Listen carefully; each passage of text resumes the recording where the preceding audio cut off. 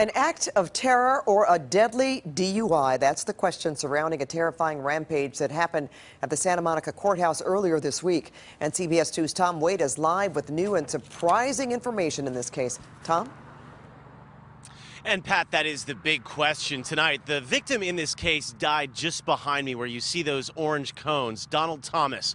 Well, tonight the judge is saying he's not taking any chances in this case because he says the suspect's attack here, the rampage, where he drove for over a block, looked very similar to other attacks like the one in Great Britain just yesterday and others in Europe.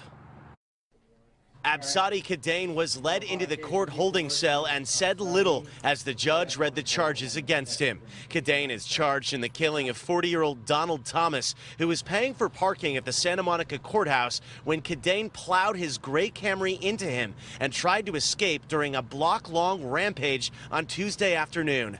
The routine arraignment took a turn as the judge decided to leave Kidane's bond at $10 million, questioning whether it was possible Kidane's actions were an act of terror. They found a passport that indicated that Mr. Kidane had traveled on 2 occasions to the Middle East, unknown countries according to this. They found a lot of notebook papers inside here with Arabic handwriting. If this act was committed intentionally, the other point is they talked about an act of terrorism. Kidane's attorney says his client was on drugs and has mental health issues, but he's not a terrorist. As for my client's extensive international travel, there's a very simple explanation for that.